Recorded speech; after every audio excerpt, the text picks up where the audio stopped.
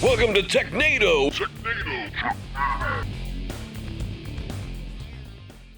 Welcome. Thanks for joining us for an episode of Technado. I'm your host, Sophie Goodwin, here with Don Pizzette. Don, how are you today? I am doing great, as always.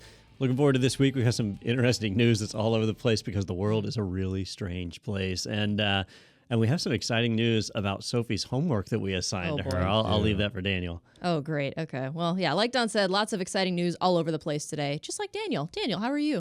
I'm actually doing really well because I couldn't be more proud that, as Don said, I assigned Sophia a little bit of homework, and like a good student, she passed that with flying colors. I didn't build a PC. Don't get it. No, she did not build a PC. We would show that. Yeah. That would just be front and center. That mess would be front and center on the table. Just watching her fail as Don and I laugh maniacally. Sobbing openly. Yeah. No, but what you did do was watch Predator this weekend. I did. And I just can't wait because now all my jokes make sense to her. That's what it was all about, was me. You know, your lifetime is about milestones. We have milestones like when you graduate high school, when you get married, when you have your first children, when you watch Predator. Right. Like these are milestones. Like big days in a girl's life. Yeah. It's true. So. The happiest day of her life, the day she watches Predator. That's right. Of course. You remember that forever. Tell me your boyfriend wasn't thrilled to death when you said, hey, you want to come over and watch Predator? We watched Total Recall a couple of weeks ago because that was another movie on the list of things that I needed to watch. And I said, hey, so I'm going to make dinner. Do you want to come over for dinner? Like I'll provide food, right? Yeah. But I got to start getting through these movies. So would you be willing to sit down and watch Total Recall with me? And you would have thought I offered him $1 million. He was like, you want me to watch 80s action movies with you. Yeah. You want me to sit and do that. Yes. And so he had the same reaction the other day when I was like, you can come over, we'll have dinner. Would you mind sitting and watching Predator with me? He's I promise. You mean To Catch A? Yeah. Right? And you're like, no. Be more specific. There's no Hanson guy there. You need to set them up, though. Like, so you do 5 really cool action films in a row. Yeah. You throw in Terminator or whatever. And then Steel Magnolias. Or Bridges of Madison County. Yeah. I've got this Eastwood flick. I think you'll like it. Yeah. Now he's just like dead set ready to say yes. Eastwood, heck yeah, I'm down. Yeah. He did say the next one on the list is Raiders of the Lost Ark, I think, because I haven't seen that one. So he gets to pick the next one, and then we'll go back to the Arnold movies. My kids are dying to see Raiders of the Lost Ark. They're a little too little for it right now, but that day is coming soon. So we're totally off course here on this one, but fun homework assignment. I don't want to ruin the movie for you or anything, but when you watch Raiders of the Lost Ark, when it's over, and for all of you at home, you can do this too. Yeah. At the end of the movie, I want you to think about it and think, if the characters had chosen to do absolutely nothing from the very first moment of the film, would it have ended any different? Okay. Just ask yourself that question. I feel like I'm in English class right now. Yeah. As you're reading this story, I want you to think. Here's a list of things to think about the book. That's right. Okay, I'll keep that in mind. We may not get to it for another week or so, just because lots of stuff going on. But I at least got through 2. I got through Total Recall. I got through Predator. There's a whole. I still need to watch all of the X-Files. It's never ending. Absolutely. It keeps me busy. I mean, that's the deal. If you're not binge watching that, I don't know what's wrong with you. Yes. So Don told me that our Iron Chef ingredient today is they're going to try to make Predator references with every article. So we'll see if that happens or not. I may not pick up on all of them. I've only seen it once. So, I'm still new to this. But let's go ahead and get into it so we can see how many references you guys can squeeze in. This first article comes to us from Tom's Hardware. It says Windows 11 to let you force quit apps from the taskbar. So we're starting off in the world of Microsoft. So currently you have to open a separate menu or like an app like Task Manager to force quit, but they're working on an option that'll let you do it from the context menu, right? So this is one, that has been frustrating for me for years. Like if you have an application freeze in Windows, what do you have to do? You have to go into the Task Manager, which maybe you press Control-Alt-Delete and get it that way, or it depends on what level of interactivity you still have with your locked up application. But you get into the Task Manager, you right-click on the task, and you choose End Task. Meanwhile, there's a button at the bottom of the screen for every application that's running. Wouldn't it be convenient if you just right-click on the app and choose End Task? Well, that's a feature that they're currently testing in the Canary builds, and they're looking to roll out. My understanding from people inside the Microsoft machine is that they've resisted this feature for years because it's like admitting that applications lock up a lot, right? Like, if we put a End Task thing front and center, that means people must need to do that a lot. Yeah. But the reality is people need to do that a lot. Yeah. I would assume that once Apple capitulated to that, you'd be all right. Yeah. Yeah. You know, Apple's had force quit. for a long time. Yeah. Yeah. Just right click, force quit this. Yes, thank you. Or wait, it's hidden, isn't it? No. You see quit and you have to hold shift to make it Nope, force right quit, don't you? there. Oh, it's just right there. So if it locks up, so I have this application, which is the Windows Remote Desktop Okay. application, which I got from the Apple Play Store or All right. Apple App Store, I guess it's called. And when it locks up, it just shows up there. Okay. It says force quit this application. But on a non So if it's spinning, test it for me, because I think if you hold shift Alt. or option or Yeah, there is it option. option? Yeah. And it makes force It quit shows show up. Yeah. Even that I would accept from Microsoft Right. because right now if you right click on an app, you do see close window. It'd be cool if you held shift and it went to end task. what'd be cooler is if you right clicked on it and it popped up the Predator's little armband, and then you could do the termination There sequence it is. and have it blow up. That would be amazing. Had to happen sometime. Yeah. It had to happen sometime. And maybe it's too much to ask. Better crash handling would be nice, Yeah. right? Instead, I get frustrated when an app crashes in Windows. And I know, Daniel, you don't really run Windows much anymore, but when an app crashes, you have to force quit it. And then a little box pops up with a progress bar. And it's like, am I waiting for it to finish crashing? But in reality, you're waiting for it to reach out to Microsoft to see if they know a fix Oh my for goodness. the problem. Well, spoiler alert, Microsoft never knows a fix for any of them. Right. So It's half the time it ain't their software. no, not even half the time. Yeah, right. Yeah. So they don't, I guess in the times when it is their software, they don't know why it crashed, right? Because if they knew why it crashed, it wouldn't have crashed in the first place. So that literally wastes your time every time an application crashes. So it's neat to see them jumping in and making a little change, but it's something that's annoyed the hell out of me for decades. I would still like so typically if because I work in Linux mostly, if I'm in Linux and something freezes up, I pull up a terminal, kill, process ID, just do a quick grep for whatever process ID with a PS and kill it, and it dies. If it doesn't die, kill -9. Yeah. You will die. And that's the end of it. It's like, why can't we just have that level of functionality? Is there something like that in the command prompt or There PowerShell? is, yeah. So the what was the guy who wrote all these cool Windows utilities like PS Kill yeah. and all that? Oh, man. Rusanovich. Yes, Mark Rusanovich. Is it Mark? Okay. Yeah. He works for Microsoft now. Yeah, And a lot of those because they tools got bought all the brought in. PS tools, right? Yeah. Yep. So the PS Tool Suite is available in one form or another to do it. PowerShell can do it as well. Okay. There's a whole get process command, and you can feed it in Yeah, there. it's but, probably 75 characters long, and more than I can remember. That's Yeah, for sure. yeah. Yeah. But it is there. it's just not usable Yeah. Yeah. by normal people. And see, my Predator reference was going to be that sometimes an app is just dug in there like an Alabama tick. That is true. And It ain't got time to kill. and unless you have a grenade launcher, it's hard to get them out of there. Yeah, it really is. I understood that reference. This Yeah. is great. It's like a whole new world. Yeah. I will Like say learning a second language. it really is. Yeah, I feel so much more. I'm like, I made it. I lived. I survived. I can't guarantee that I'll make any references because again, I'm not fluent in it yet, Yeah, okay. like you No, guys are. Don't limit Conversation. yourself. Yeah. You gotta Hey, reach the rest for the of the stars. episode, yeah. I'm sure you had a favorite scene or something that will apply somewhere. Sophie, yeah.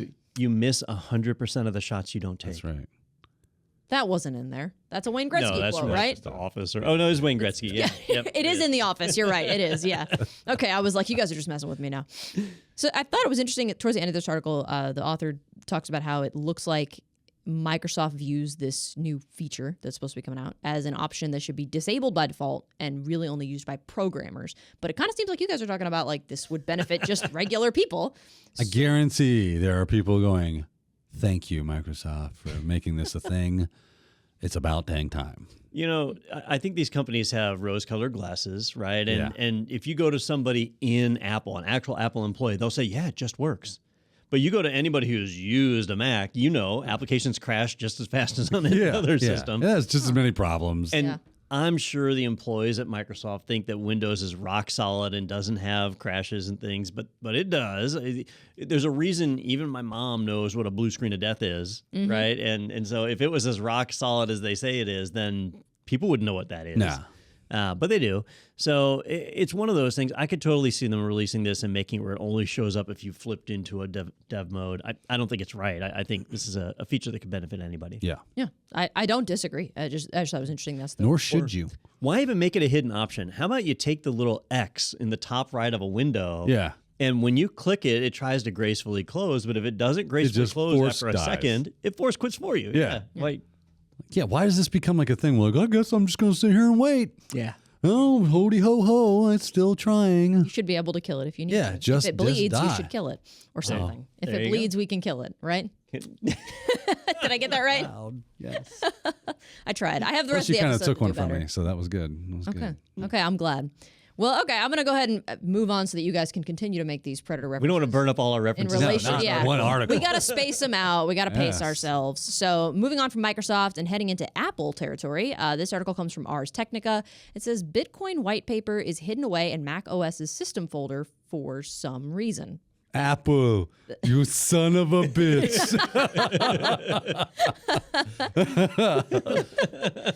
So this kind of seems to me, maybe I'm wrong, but it seems like just like a real life Easter egg. Like, oh, look at that, that's in there. So, do you have any theories on why this document's included in? It sounds like basically every modern copy of Mac OS. I feel like I know what Don's answer is going to be, but go ahead. Well, no, honestly, I don't think this one's a big conspiracy theory or anything, although we could have a lot of fun with that. What this is if you've ever messed around on a Mac and how their binaries are built, their binaries, their applications, a lot of people think it's so convenient that an entire application in a Mac is just one icon, right? If I want to install the app, I just drag that one icon and drop it on the application folder, and that's it.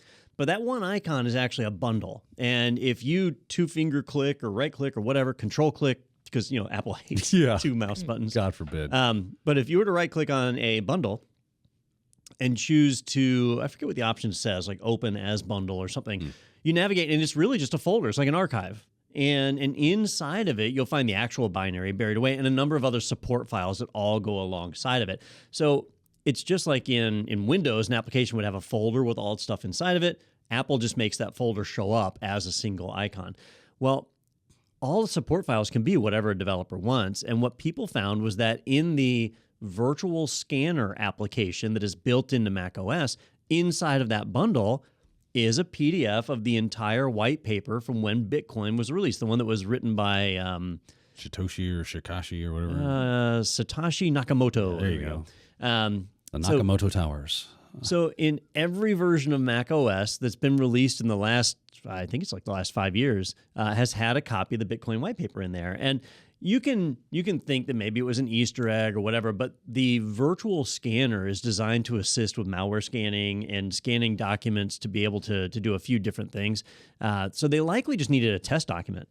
And threw it in there as a test document and either forgot about it or just wanted it to be a repeatable thing that they could scan.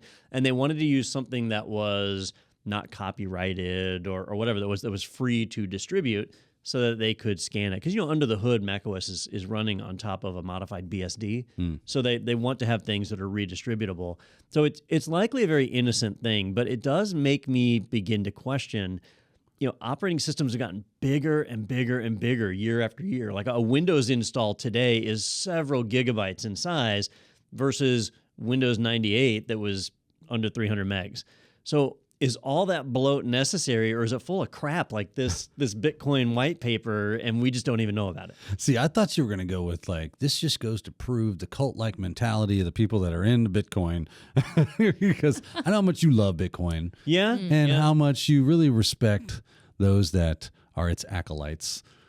And so, I was surprised that you went more of a reasoned, seasoned So we don't response. normally talk about Bitcoin on the podcast much because I don't think it impacts most IT workers, and so it's not really relevant. But I do actually think that it's purpose built for criminal activity. So there's that. But in this case, I think that it's likely an internal developer at Apple who just having a fun. needed a test, needed something to throw in. It's an there. Easter egg. Yeah. Yeah. Yeah. I honestly, I kind of remember back in the day, Easter eggs were fairly common.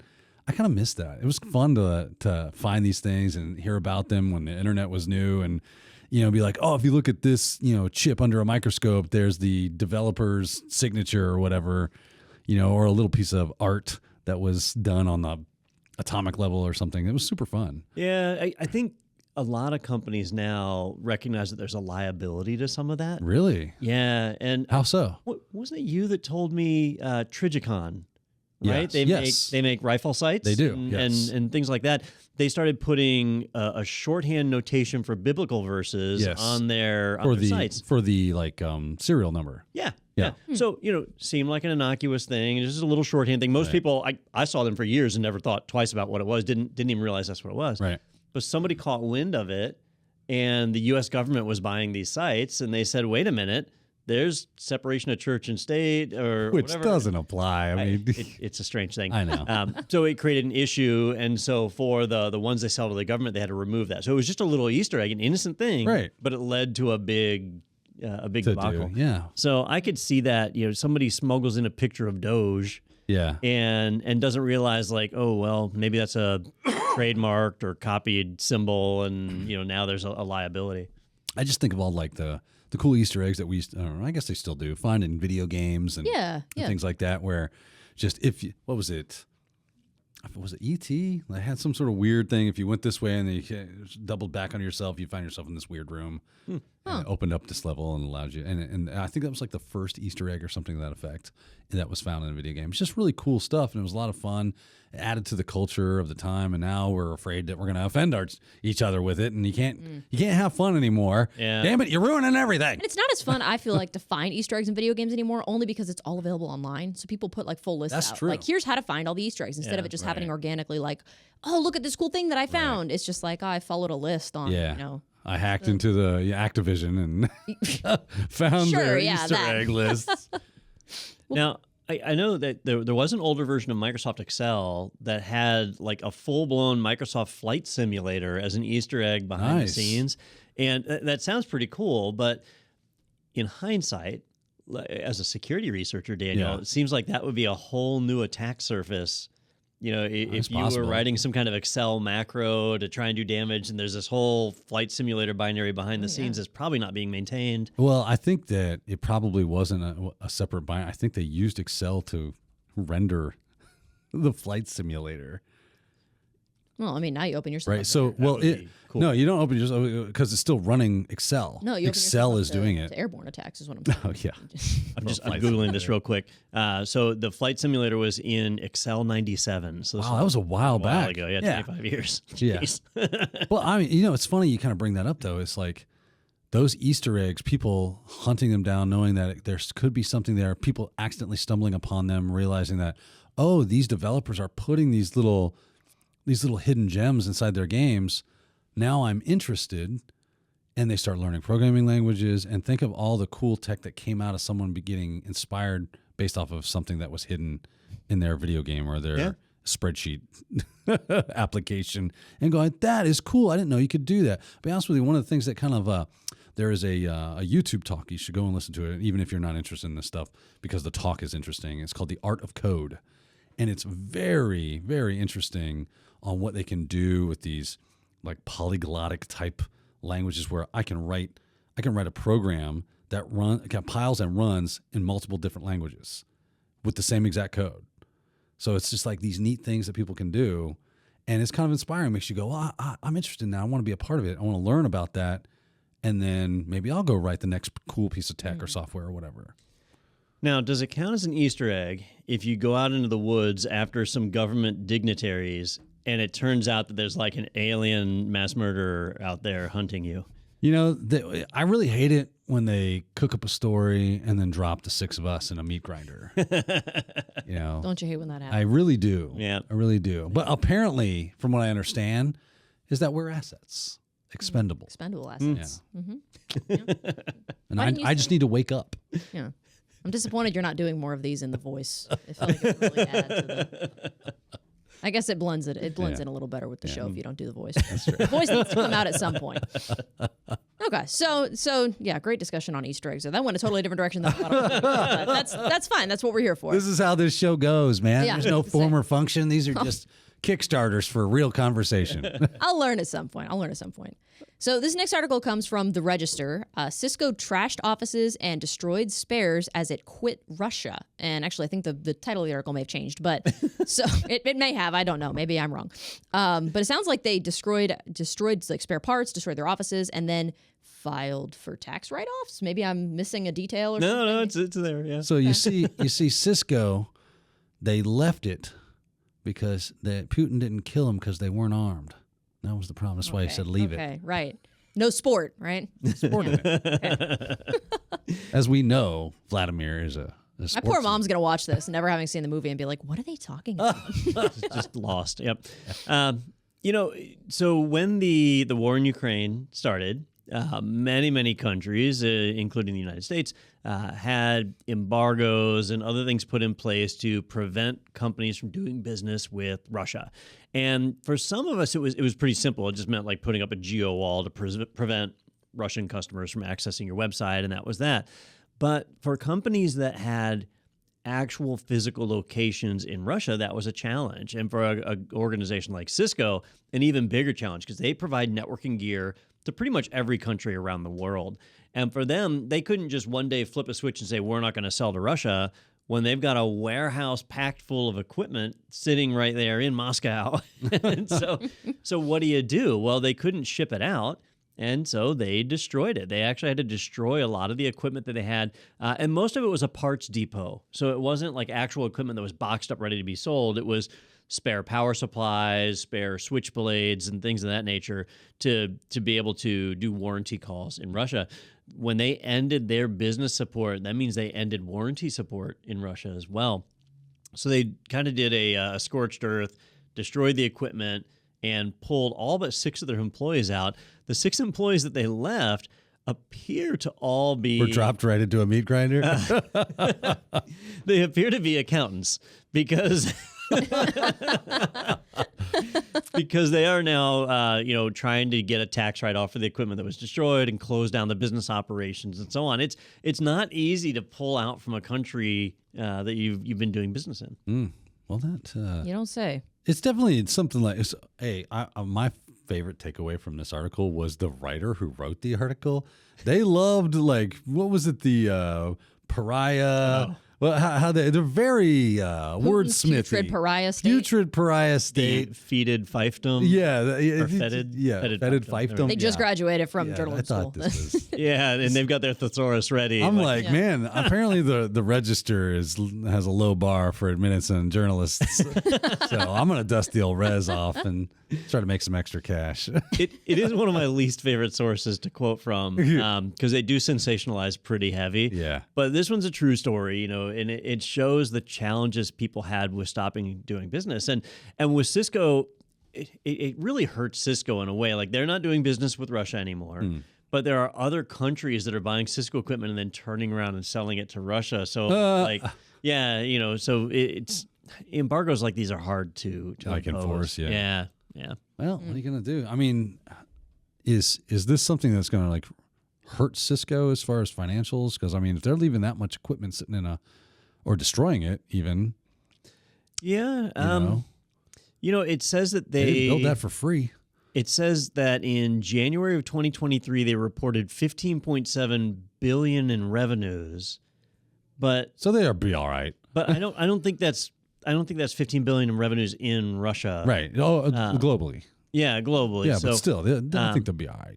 But they've recorded $5 million in costs related to the invasion of Ukraine. So, I'm sure they're not I don't think it. this is going to hurt Cisco significantly. No. And, yeah.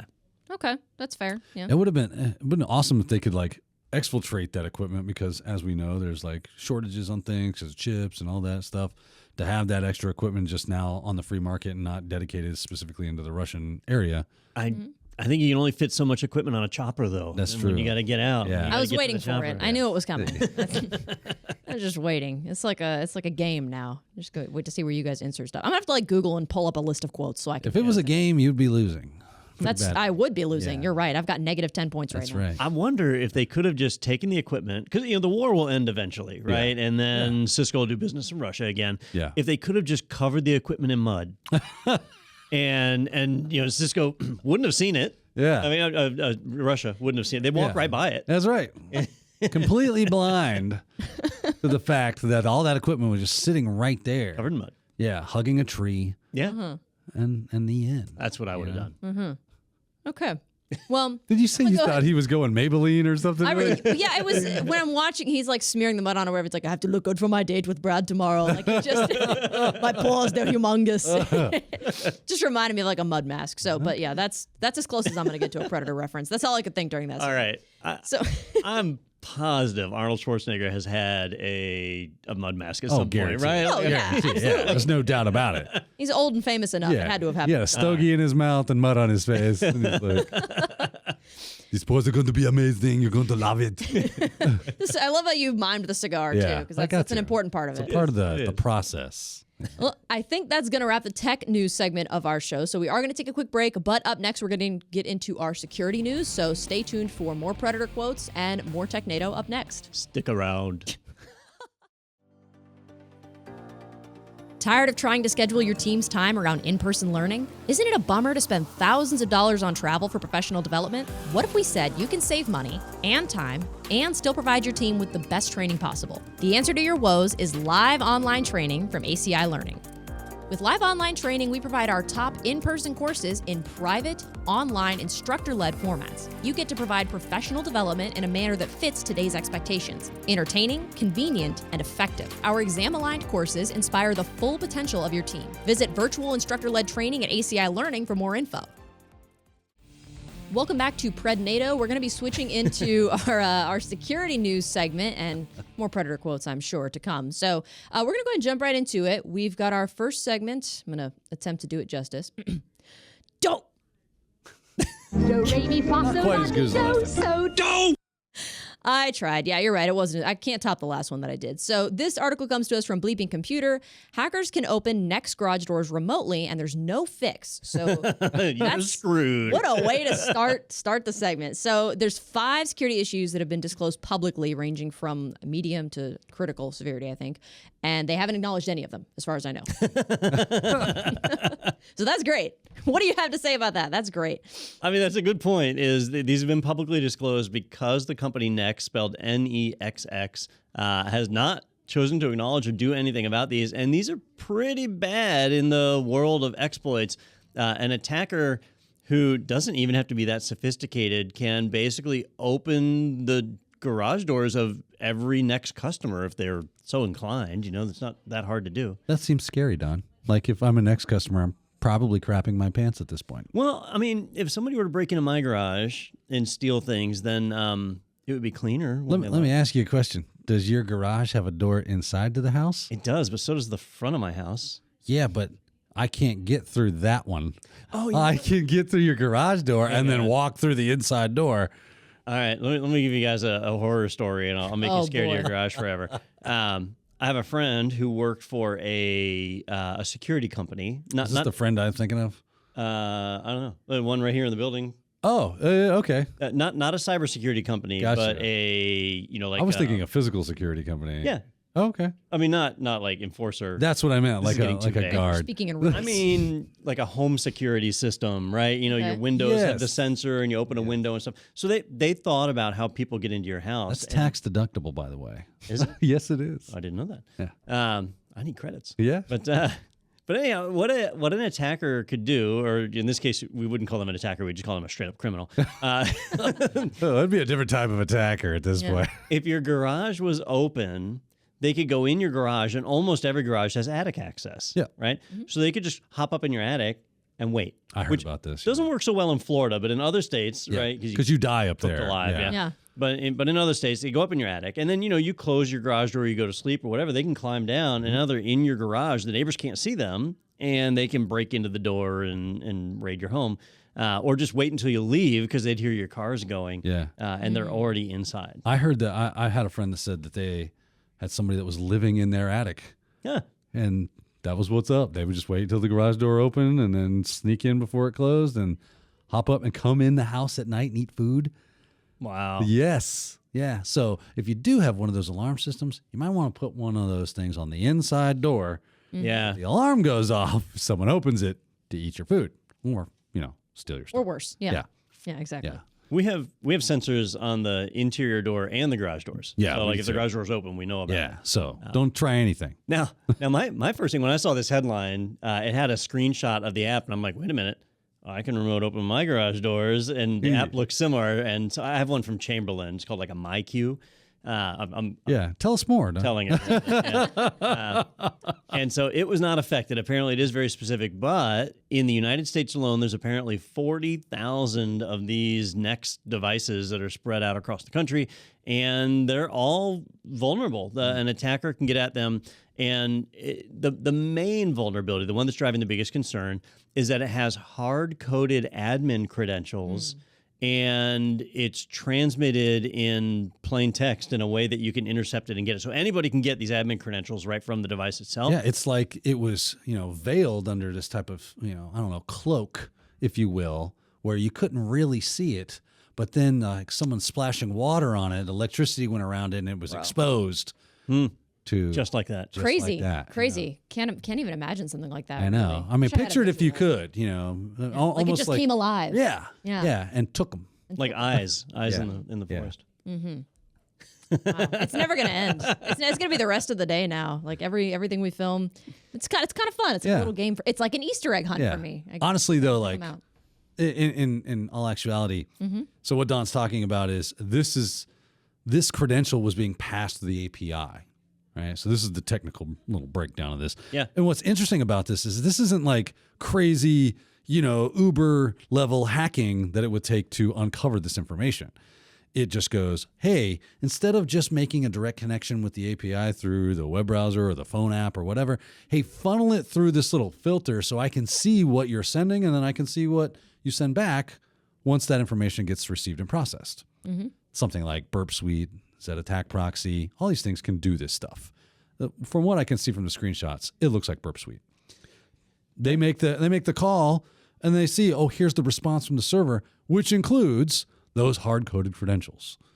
That's what makes this like, hi, what? Yeah, this is not right. That's not right. Not only that, but the firmware itself has like a firmware viewer module. Guess what's in the firmware? The same credentials. And you can use those credentials to do anything you want. That's why this bad. Now, another part that I thought was bad was when you buy this equipment, you go to their website and register to create an account, and you provide the MAC address of your garage doors, or the app can do it. Well, the MAC address for these devices is printed on the box when you buy them. So you could go to the hardware store and find a pallet of these garage door openers. Just start writing down MAC addresses. Just take a picture. Yeah. Right? And then you go home, register them to your account. When somebody else goes to register, there's no prompt. If a MAC address is already in use, they don't acknowledge that. So multiple people are able to register the same garage door. And so you could just wait 6 months, and you've got the app. It's registered to you. You can open and close all you want. So, I felt like IoT was getting better at things, and this is the kind of thing that comes in here and just, kicks the wind out of you. Because ultimately, this garage door and its app together is IoT. That's what we're talking about here. I'm connecting something to the internet so that I can have a convenience factor. And obviously, they are not a company you probably want to be doing business with in any kind of shape or form because, A, like you said, they've known about this for a while because this researcher has disclosed this to them, and they've done zilch They're ghosting to us. update this. So I would highly recommend moving away from them, buying a new garage door. I know it's a bit of a cost incur, and right now during these tough economic times, that can suck. Yeah. But sucks a whole lot less than, frenzied people going, I can just break into your garage and steal your things. I mean, at a minimum, you can disconnect them from your wireless network, and then they're offline, and you just have normal garage doors. Yeah. I mean, if you're close enough to your house to open your garage door, you can just get on your own Wi-Fi and not do it through the internet. In my experience, most IoT devices like this don't allow you to directly interact with them. That and in this one in particular, I know doesn't, because it requires it's using what is Amazon's IoT framework? Shoot, I forgot what it's called. So Amazon has this no, it's not Amazon. MQTT. Who makes MQTT? Now I got to look it up. Not off the top of mine. MQTT is Oasis? it must be independent. Yeah, Oasis. MQTT.org. They make a framework, a standard for IoT messaging, right? And that's what this leverages. And I don't think you can use that to directly communicate to it. I think you have to relay through a server. Oh, really? Okay. Yeah, I could be wrong on that. So let me clarify. Gotcha. But, I know a lot of IoT devices do allow you to. Yeah. Just, I don't know. its own server. built in. It's a mess. And, Yeah, obviously. And obviously something you want to be concerned about. Anytime you deal with IoT, just IoT, it's a concern. In a business, super critical concern, but our homes are affected as well. Okay. Well, that's good to know. I don't have a garage, but if I did, maybe I'd be worried. You'd be worried. Sophia, find me a way out of this hole. I was wondering when it was going to pop up. I tried, and I think it flew under the radar. I tried to make a reference, and it didn't work. So we'll go ahead and move on. 'Cause Yeah. I did. I tried a little earlier, so we'll see if you can listen back to this later and catch it. Okay. So this next segment, this article is going to come to us from PC World, and this segment is called "Who Got Pwned." Looks like you're about to get pwned. Fatality. Yeah! That sounded a little bit like the Predator. Anyway, so title of this article is Western Digital's My Cloud Goes Offline After Hack. So it sounds like it was a couple weeks ago they identified what it called a network security incident involving Western Digital systems and an unauthorized third party gaining access, which to me kind of sounds vague. Like, okay, somebody got access to stuff they weren't supposed to get access to. Elaborate. Yeah. So the Western Digital My Book, if you're not familiar with it, you can go to Best Buy or any computer hardware store, and they have these, and they come in 1, 4 terabyte, whatever models. You plug them in, and if you plug them directly into your computer, they have backup software, so you can back up to your My Book, store all your data there. But they're also cloud integrated, so they can then synchronize all of the stuff you backed up into Western Digital's cloud. Well, on March 26th, my cloud went offline. They shut it off, right? They pulled the lever, turned it off, and went blank. And at the time, people were locked out of their My Cloud, and they weren't able to access their devices. There was actually a brief period of time where they couldn't access their devices at all unless you had it unencrypted and you could connect to it locally. So it was bad. And then they made an announcement that, there was some unauthorized people that got onto their network, and so they had to just pull the kill switch and go into emergency mode. Well, here we are. When this podcast releases, it will be 2 weeks.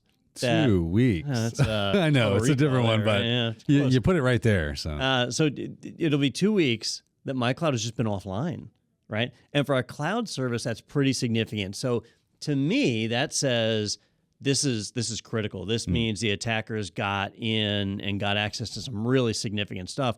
Or it means that Western Digital is completely incompetent, can't figure out how the attackers got in, so they can't turn it back on because the attackers will just be right back in again. I'm going to go with option B, Don. It's certainly possible. It does seem that way, just from the vagary that they use with their responses to all this. It's like, I feel like they're trying. I feel like you said. I feel like they're trying to be stealthy to make you think that we're just kind of keeping this on the hush hush as much as possible until the full report gets released. But I feel like they're just going. Hopefully they believe that. Hopefully they believe us because this is not good. You know, this is something I've wondered about a lot. Like Western Digital has been around a long time. Yeah. And they are one of the industry leaders for people that manufacture hard drives, right? So spinning disk is where they made their bones, and SSDs, they make those now too. So that's what they do. Now you stick this software layer on top, and they're not a software company.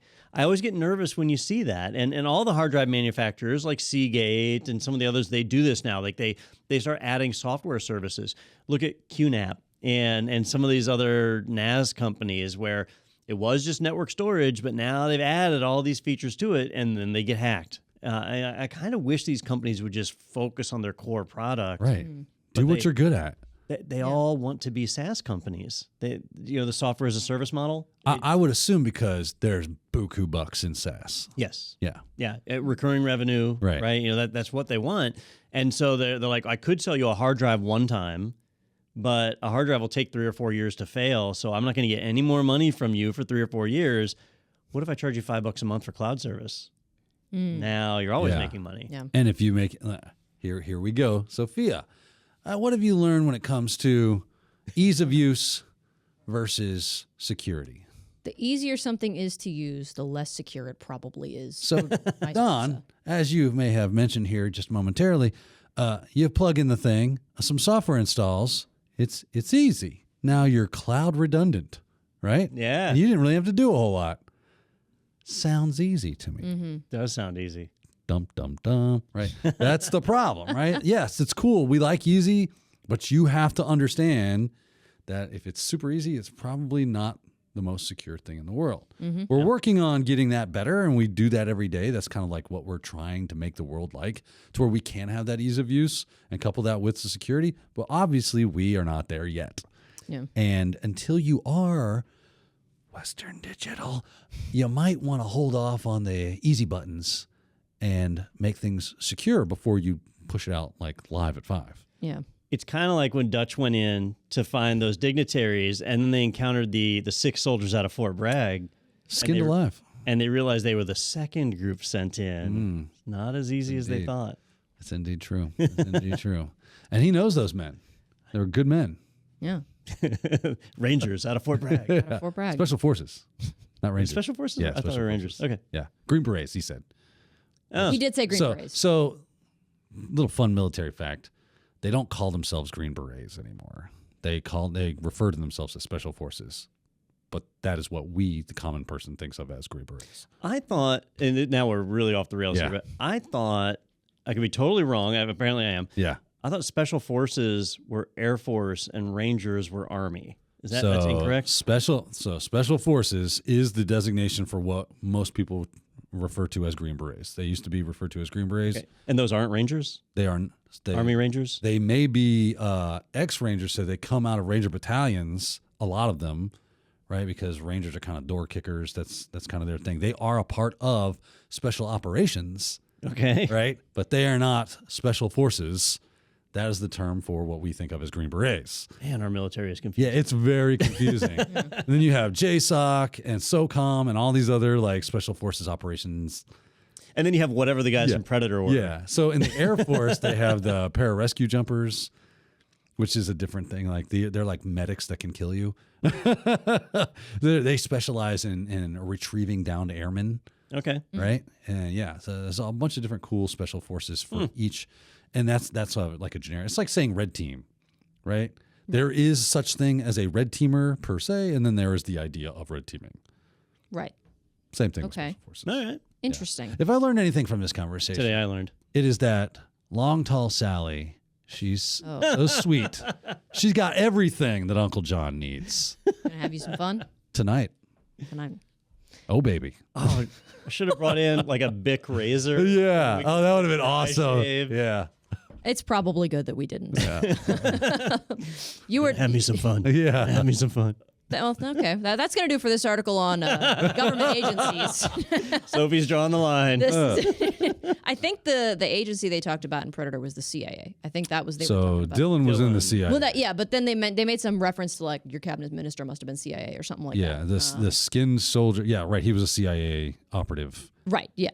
So who was trying to infiltrate a Russian, some sort of guerrilla yeah. conglomeration that was going on. Sure. Yeah. I think once you really start digging deep, the plot kind of falls apart a Yeah, bit. it's really just that's not the point of the movie. right. It's a guns and muscles. vehicle That's the point of the for the Predator. Yes. And awesome badass action. Don't dig too deep into the plot. You're gonna ruin it. You're gonna ruin the fun. Yeah. So this next article is not about the CIA. It's actually about the FBI. This next segment is called Tinfoil Hat. The moon landing was fake. Paul McCartney's been dead since 1966. Dogs can't see color. 5G causes syphilis. Do you understand that?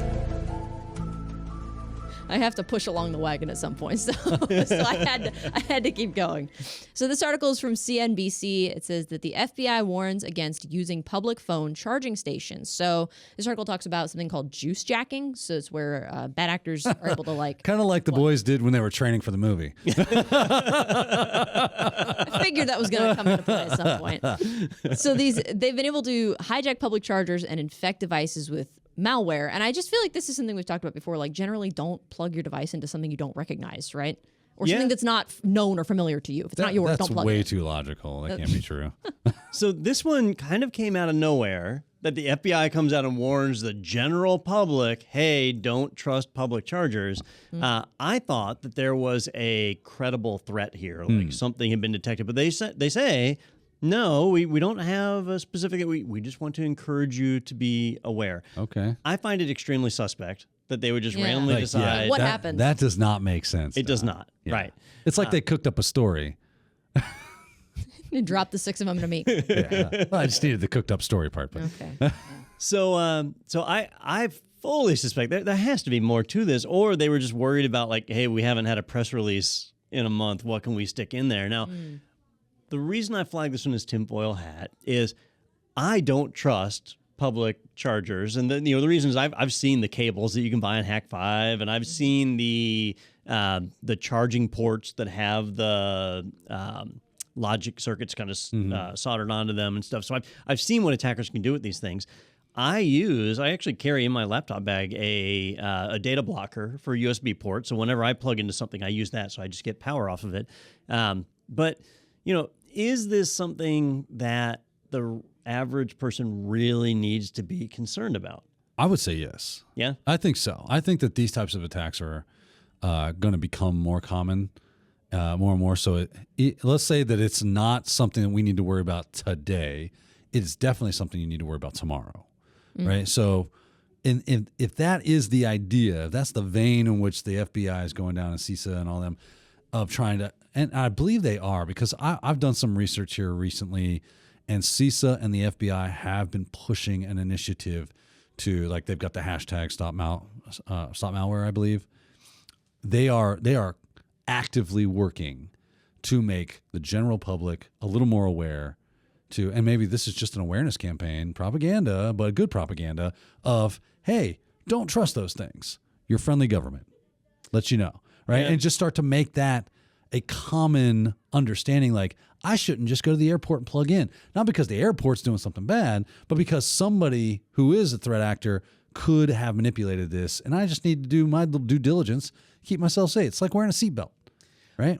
I kind of feel, though, like, and I don't know if this ever happened to you, like you're in a group of people and everybody thinks everything's fine, but there's one person in the group who just, like, knows there's something wrong. Right. He knows there's something out there. It's waiting for you. And it ain't human. And it ain't no man. We're all going to die. Yeah. So, We miss you, Sonny. the FBI's actual statement here is avoid using free charging stations in airports, hotels, or shopping centers. This is from Twitter. Yeah. Bad actors have figured out ways to use public USB ports to introduce malware and monitoring software onto devices. Carry your own charger and USB cord and use an electrical outlet instead. So, sound advice? Yeah, I think so. Like, as far as, especially the just bring your own charger.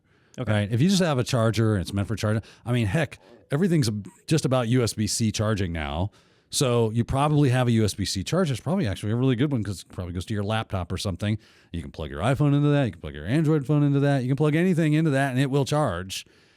And you got to worry about data. Yeah. Going back and forth to it. You don't have to worry about having data blockers and all that stuff. You just plug in. Usually next to those USB outlets are 3-pronged plugs. Mm-hmm. Yeah. You just go one down and just plug in and you're good. So I got to thinking about it when I saw this, and most modern cell phones have wireless charging in Yes. them now, right? And so I went and pulled the standard, because it's mostly QI or key. How do you say that? I don't know. No, QI. I say QI. So QI wireless charging. And I thought, can you transmit data over wireless charging? So if you see a charging pad at Starbucks or in a taxi cab or whatever, and you drop your phone on it, is that safe, right? And I pulled the standard, and sure enough, it actually does have a data transmission mechanism built into the standard, because the charger has to ask the phone, do you want a charge? And the phone has to reply, I want the charge, Right. and then it goes, but there's other things that can communicate. Yeah. And so that means that really you probably shouldn't, I'm going to say you probably shouldn't trust wireless charging either, but Yeah, I do thought we have any known attacks there? not off the top of my head anyway. But it seems plausible because I thought the exact same thing. I have a wireless charger at my desk, and while I was reading this, I set my phone. I was like, oh yeah, I could just take this, and then there's like a layer of abstraction between the device, and I'm like, but it uses like this technology that you don't to, know. like, and I'm not 100% on that, so I couldn't say yay or nay on whether or not that would be a safe option. Again, I typically have like an actual charger with me, and it just seems to be it's going to be the fastest solution. Because if I've got a 65-watt charger versus the, 20-watt or whatever the case may it's be, coming off the wall. I'm going to get a quick charge. I can get out of somebody's way. They can charge. You know, and it's just going to be the fastest way to go. It's going to be the best way to go. My option. I'm doing some quick Googling here, and there is a side God, this is channel like attacks. a master. It's a it's full paper. math. This is Yeah. a full like. I don't. Welcome to the physics of radio frequencies, Don. Yeah, I don't want to deal with this. But so there are apparently some side channel attacks that are at least theoretically possible. Yeah. So, I do carry a data blocker. I think I paid $10 for a pack of 2 of them. They're cheap. Shoot, I get them at conferences. They usually are passing them out. They give them away. Yeah. Yeah. Kind of conferences you go to. Yeah, the kind of conferences I go to, yes. It does. I was able to find an article that the only possible attack that it cited was power surges. Like if it's a counterfeit charger, if it's a counterfeit charger, it could cause a power surge that'll fire your device. But that's the only thing I can find on it. Yeah, I think there's documented cases where police departments, if they seize your phone, they have devices they can plug into. Oh, I just meant the USB lightning wireless. port. The Oh, wireless on the wireless chargers. side. Yeah, sorry, I should have Gotcha. specified. That was the only thing. Other than that long diagram. Yeah. The yeah. PhD thesis on side Capstone. channel attacks. Yeah. Other than that, this was the only thing I could find that talked about it at all. So. By the way, I figured out your reference that you thought slipped under the radar. Did you? The problem is you can't really say that on the Technado. What? You said it ghosted us, right? That's not the quote. I said they're ghosting us. Yeah, but that's not the full quote. We can't say that. Oh, the From full quote Predator? has I some guess I'll have language. to- You're ghosting me, It has some choice or language. you're ghosting us. Oh, Blankety Blanker. yeah. Look, I kept it G. All right. I know, which is why it didn't really hit. I'll cut you. Yeah. Real quiet like. Yeah. Bleed you. you. Bleed you. Bleed ya. I'll bleed you. Yeah. Yeah. Real quiet All like. right. Bleed you here. I tried. All right. I did my best. Okay. I got it. I I'm picked glad. it up. I'm glad. It just took you 20 minutes. So I'm glad you got it eventually.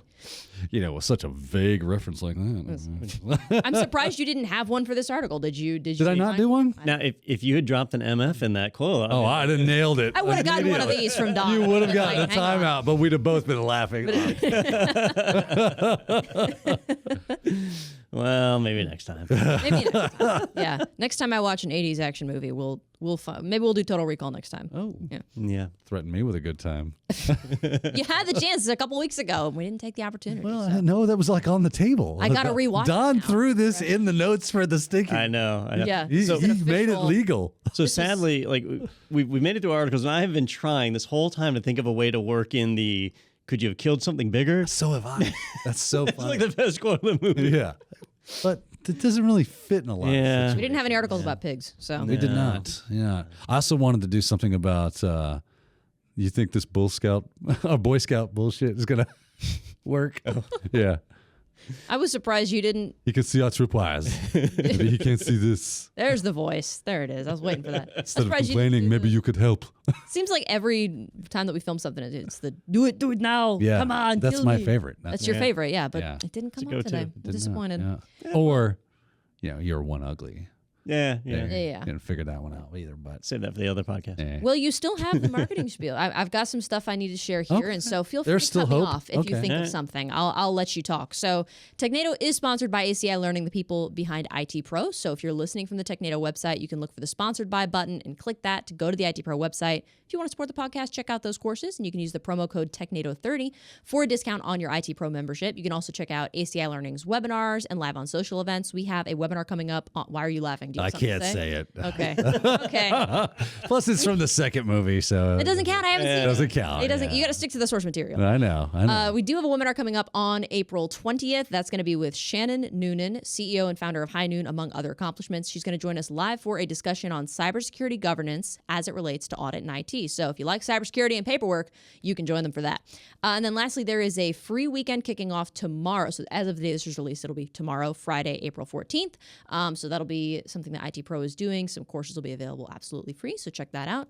And that is all that I've got. Did you think of anything in that 30-second time span? Wow, I know you were going to like just chuck it like that. Yeah, I thought of a bunch of stuff, and I can't say half of them. Yeah. What else is new? So, Okay. Well, yeah. I guess we'll just end it then. That's kind of anticlimactic. If I had something to say, it would probably be, it's kind of distant, like over there, In the past them trees. Okay. I see you. That was weak. That was weak. I'm disappointed. Well, I think that's going to do it for us unless Don was trying to he's like, come on. That's going to do it for us. Thanks so much for joining us for this episode of Technado. Maybe we'll have more 80s movies quotes next week. We'll have to see. Guaranteed. Guaranteed. So join us next week for another episode. Until then, we will see you next time. Stay safe out there.